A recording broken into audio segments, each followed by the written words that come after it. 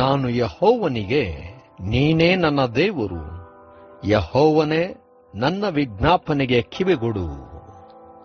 ಮಂಗಳವಾರ 2 ಜುಲೈ 2024 ಇಸ್ವಿ.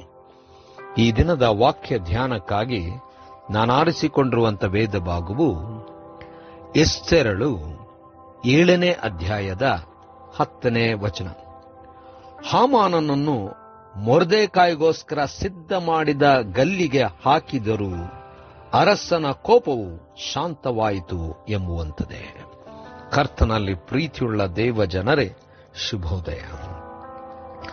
ನಾವು ಯಾವ ಸ್ಥಳದಲ್ಲಿದ್ದರೂ ದೇವರು ನಮ್ಮೊಂದಿಗಿರುವಾಗ ದೇವರು ನಮ್ಮನ್ನು ರಕ್ಷಿಸಿ ಉನ್ನತ ಸ್ಥಿತಿಗೆ ನಡೆಸುವಂತವನಾಗಿದ್ದಾನೆ.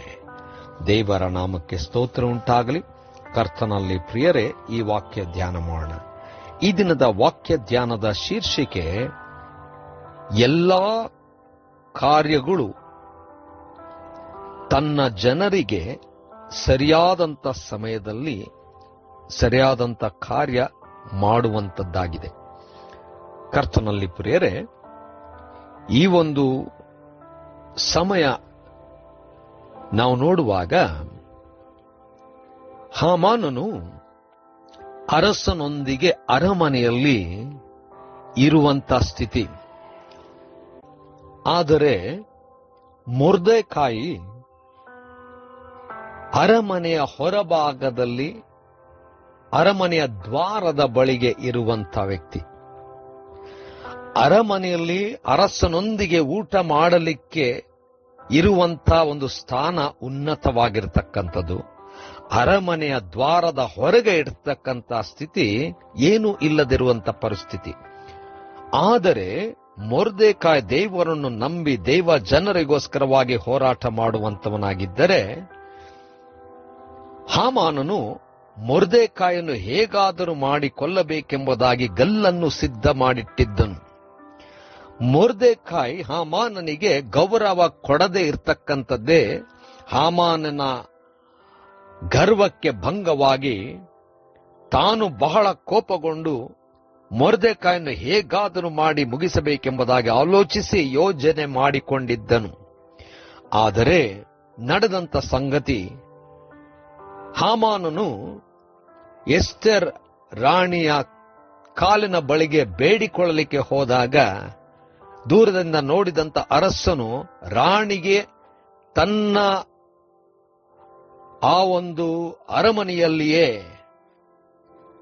ಹೆದರಿಸುತ್ತಿದ್ದಾನೆ, ಹಾನಿ ಮಾಡುತ್ತಿದ್ದಾನೆ ಎಂಬುದಾಗಿ ನೆನೆಸಿದಂಥ ಅರಸನು ಕೋಪಗೊಂಡು ಹಾಮಾನನನ್ನು ಮೊರ್ದೆಕಾಯಿಗೆ ಸಿದ್ಧಪಡಿಸಿದಂಥ ಸ್ಥಳದಲ್ಲೇ ಗಲ್ಲಿಗೇರಿಸಬೇಕೆಂಬುದಾಗಿ ಹೇಳಿದನು. ಕರ್ತನಲ್ಲಿ ಪ್ರಿಯರೇ, ನಾವು ಯಾವ ಸ್ಥಾನದಲ್ಲಿ ಎಂಥ ಸ್ಥಿತಿಯಲ್ಲಿ ಯಾರೊಂದಿಗಿದ್ದೆ ಎಂಬುವಂಥದ್ದು ಮುಖ್ಯವಲ್ಲ. ನಾವು ದೇವರಿಗೆ ಭಯಭಕ್ತಿಯುಳ್ಳವರಾಗಿ ದೇವರಿಗೋಸ್ಕರವಾಗಿ ಯಥಾರ್ಥವಾಗಿ ಕಾರ್ಯ ಮಾಡುವಂತವರಾಗಿದ್ದರೆ, ನಾವು ಅರಮನೆ ಹೊರಗಡೆ ದ್ವಾರದ ಬಳಿಗೆ ಇದ್ದರೂ ಕೂಡ ದೇವರು ತಕ್ಕ ಸಮಯದಲ್ಲಿ ಉನ್ನತ ಮಟ್ಟಕ್ಕೆ ಏರಿಸುತ್ತಾನೆ. ನಾವು ಅರಮನೆಯಲ್ಲಿ ಅರಸನೊಂದಿಗೆ ಇದ್ದಾಗಲೂ ಕೂಡ ಯಾವ ಕಾರ್ಯವೂ ನಮ್ಮೊಂದಿಗೆ ಬರುವುದಿಲ್ಲ. ಕಾರಣ, ದೇವರು ನಮ್ಮಿಂದ ದೂರವಾಗಿದ್ದಾನೆ. ನಾವು ಮಾಡುವಂತ ದುಷ್ಟತನ, ನಾವು ಮಾಡುವಂತ ದುರಾಲೋಚನೆಗಳಿಗೆ ತಕ್ಕ ರೀತಿಯಲ್ಲಿ ದೇವರು ನಮ್ಮನ್ನು ಏನು ಇಲ್ಲದವರನ್ನಾಗಿ ಮಾಡುತ್ತಾನೆ. ದೇವರಿಗೆ ಯಥಾರ್ಥವಾಗಿ ತನ್ನ ಮಕ್ಕಳಾಗಿ ನಂಬಿಕೆಯಿಂದ ಒಳ್ಳೆ ಕಾರ್ಯವನ್ನು ಮಾಡುವಾಗ ನಾವೆಲ್ಲಿದ್ದರೂ ಸೇರಿ ದೇವರು ನಮ್ಮನ್ನು ಕೈ ಹಿಡಿದು ಎತ್ತುವಂತವನಾಗಿದ್ದಾನೆ. ಕರ್ತನೇ ದಯಮಾಯ ಸ್ವಾಮಿ, ಯಥಾರ್ಥವಾಗಿ ನಿನ್ನವರಾಗಿ ನಾವು ಜೀವಿಸುವಂತ ಕೃಪೆಗೆ ನಡೆಸು. ಯೇಸುವಿನ ನಾಮದಲ್ಲಿ ಪ್ರಾರ್ಥನೆ ಬೇಡಿದೆವು ತಂದೆಯೇ, ಆಮೆನ್.